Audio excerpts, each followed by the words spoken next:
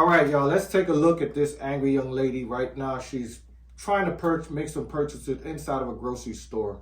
Apparently, she's a little bit upset about her purchase because she's using, I would say, public assistance. She's using food stamps. She's using the food stamp to make a purchase. So sit back and take a look at this video, and we're all going to come together and commentate on it in a few seconds.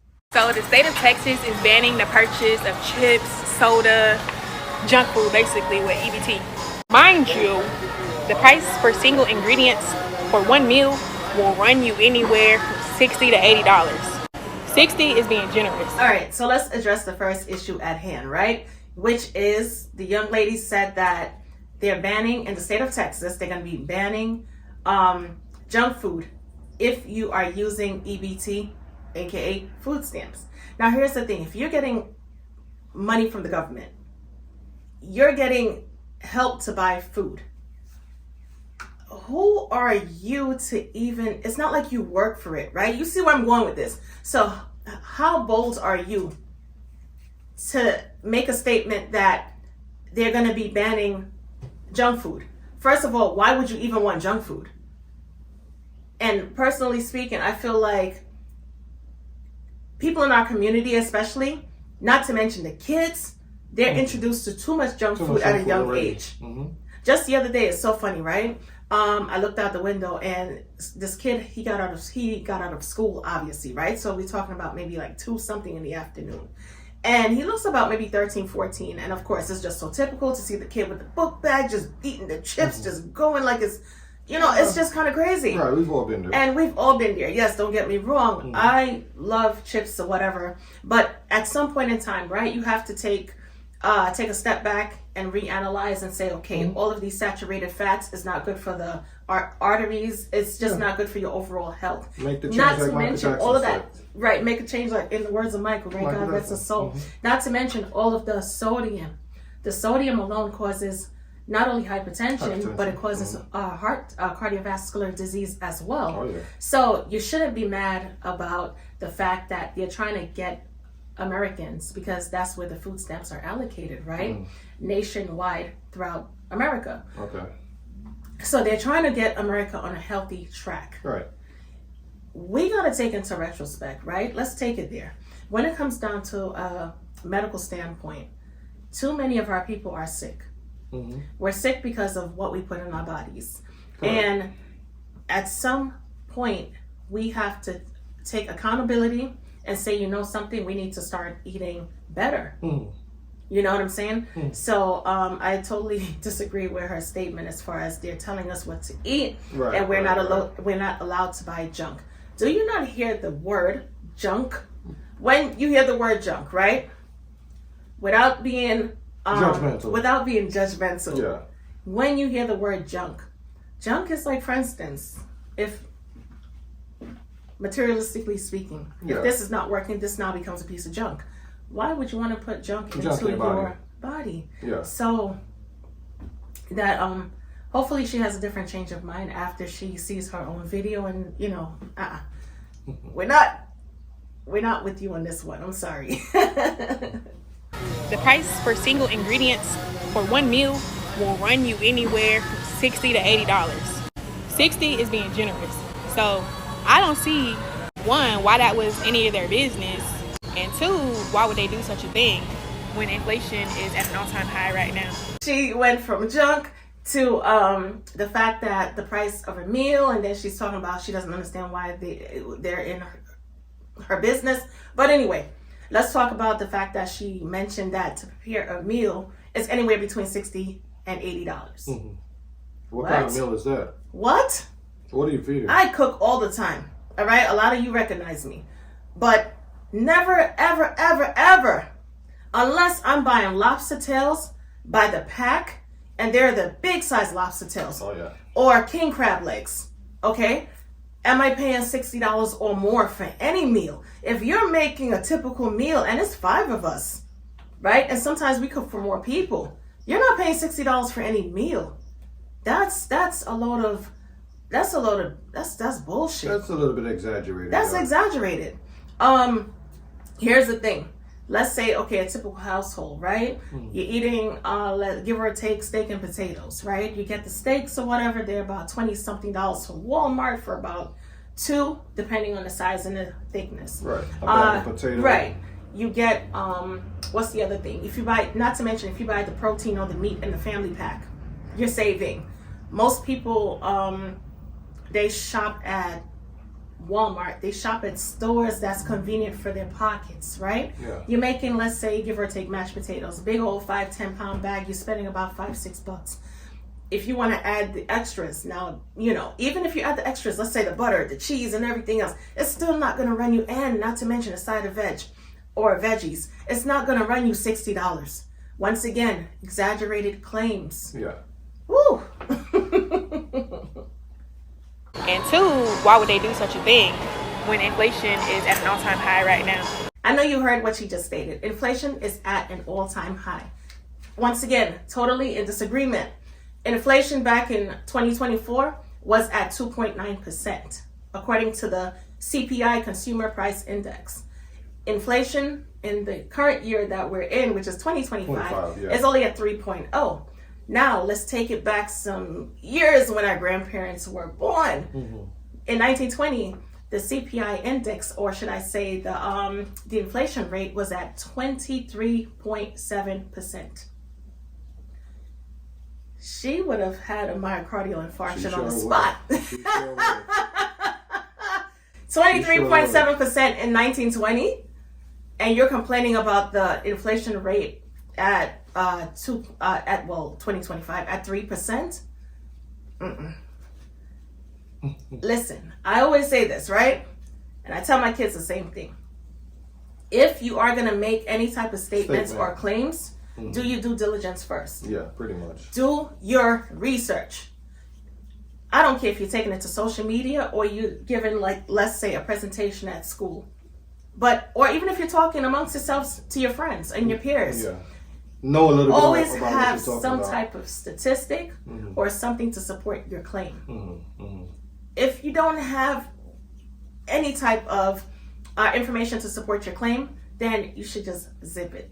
Don't say anything, because you're going to make yourself look crazy, not only in the eyes of people who do their due diligence, but you're also spreading false information, right? And then you have a lot of tag along or go along people that tend to they always go along with what they hear without doing their own due diligence. I hate to put misinformation out there. That's why it's so important that I stress, especially as influencers, make sure you do your due diligence. Just don't run with the things that you've overheard from somebody else, because there's this thing that, you know, I don't know if you remember, you made it in school, 2 cups and a string.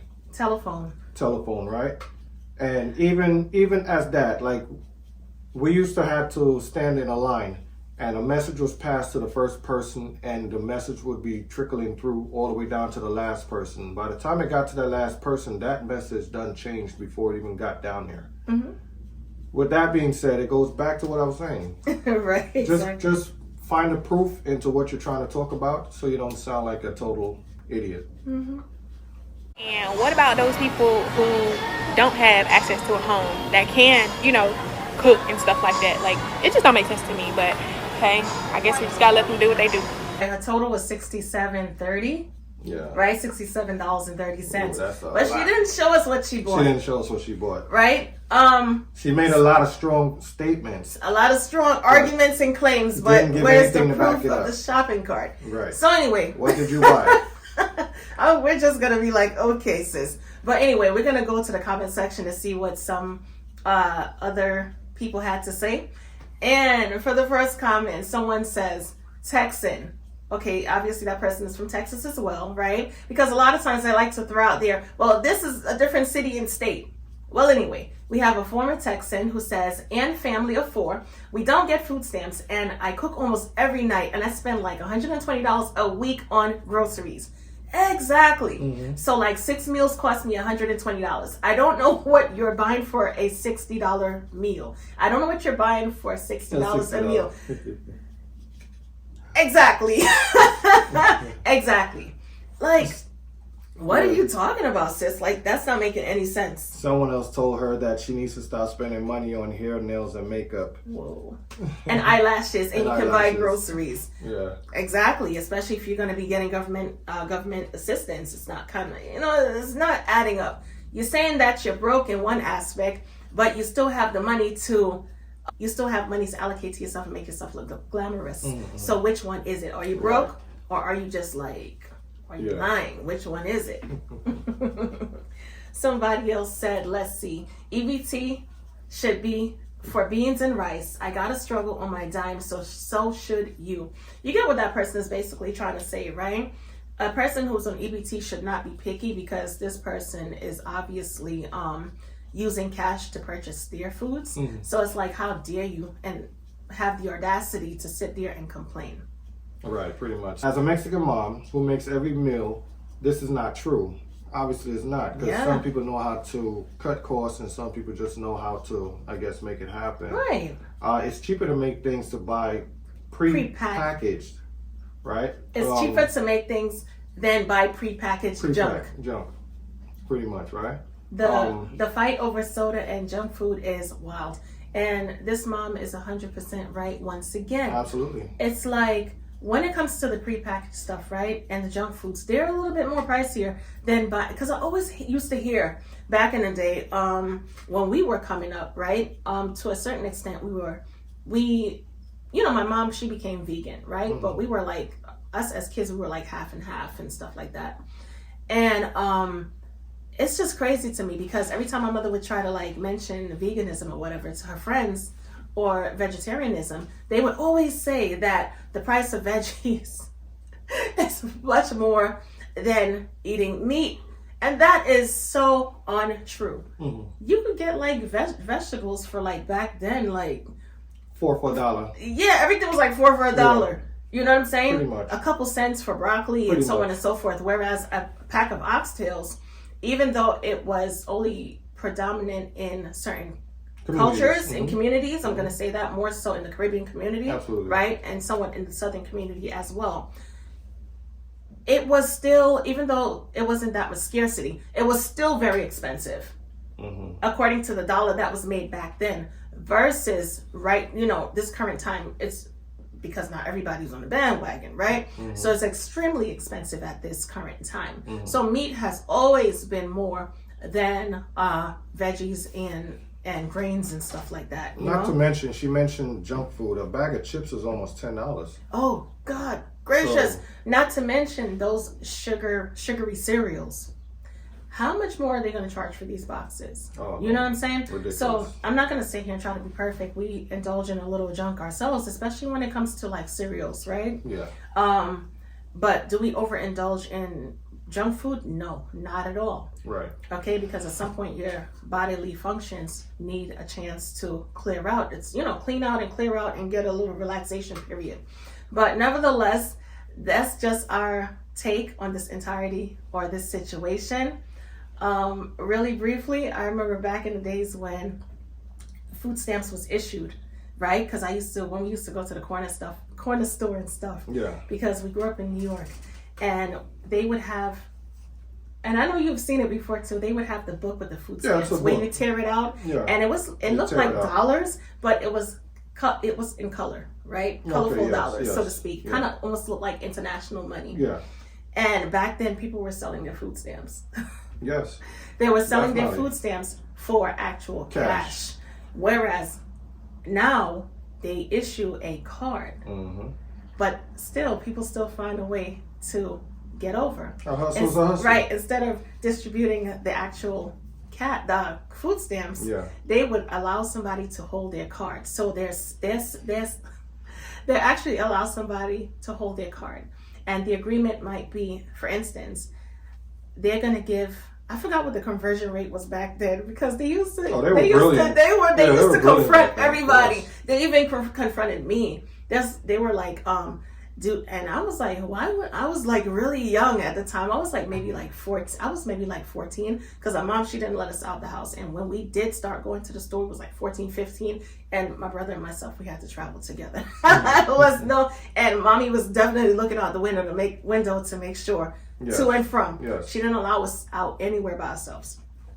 And they even confronted me, like, do you have food? I'm like, I'm a kid. Like, what? If you don't get out of here. Oh, yeah. But the conversion rate from what I used to hear was, I think for every $1, it was like $5 or something like that.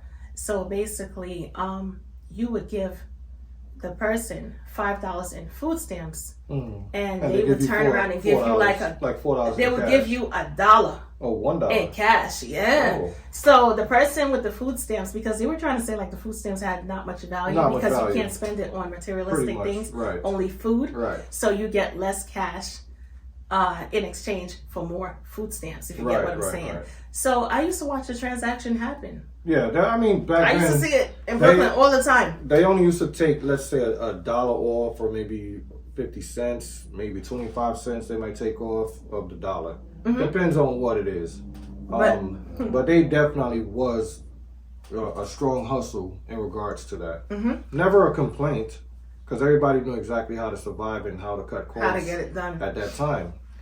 But now with the card, they would loan the card to somebody and tell them, okay, you gave me XYZ amount of dollars, so you're only allowed to spend this much on my card, and when you're done, you give it back to me. And they play the same game all month, every month, and it's just crazy in my opinion. It's just really crazy. Right. We're gonna wrap it up for now. Until next time, continue watching, like, share, and subscribe our channel. And like I said, we'll see you again. And we're definitely gonna place the link of this TikToker at the bottom of the description bar.